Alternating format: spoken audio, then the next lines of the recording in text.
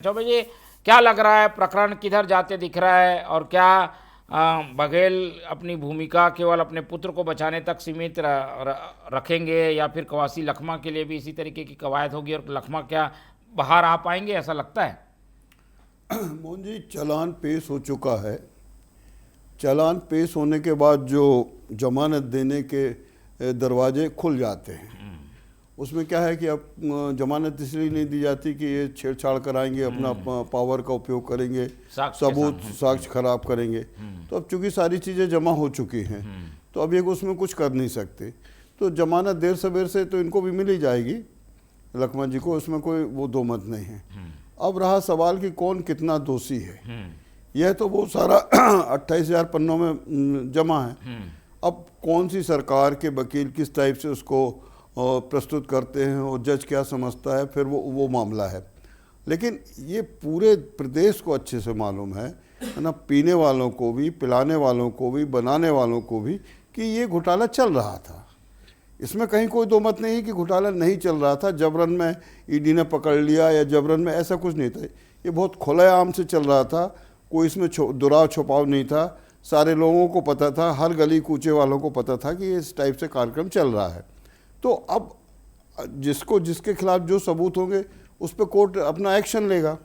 अब जैसे रहा कि जैसे उन्होंने बोल दिया उप मुख्यमंत्री ने कि बेचारे, तो बेचारे का मतलब उनका ये हो सकता है कि भाई वो सीधे साधे आदिवासी थे, उनको बाकी कांग्रेसियों ने मिलकर फंसा दिया है। अब उसको कांग्रेस अपने हिसाब से ले रही है, भाजपा अपने हिसाब से ले रही है, लेकिन जनता ये समझ रही है कि घोटाला तो हुआ था और इसमें अच्छा खासा पैसा बनाया था। ये तो है इसमें। अब उसमें कौन को कितनी जेल होगी, कौन को कितनी बेल मिलेगी, ये तो न्यायालय के ऊपर है। ठीक है चौबे जी, ऐसे में लखमा को बार बार बीजेपी एक आदिवासी कार्ड के रूप में खेल रही है। इसे क्या पॉलिटिकल रूप से कुछ माइलेज मिल रहा है क्या बीजेपी को, इसलिए ऐसी बातें, ऐसे बयान आ रहे हैं बार बार?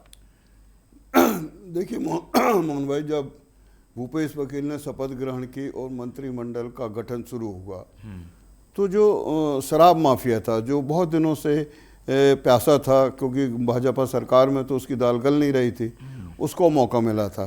उसने अपना पूरा सिंडिकेट बनाते हुए ही लखमा को प्रपोज कराया कि ये ही आबकारी मंत्री होंगे, और वहाँ से पूरा खेम चालू हुआ।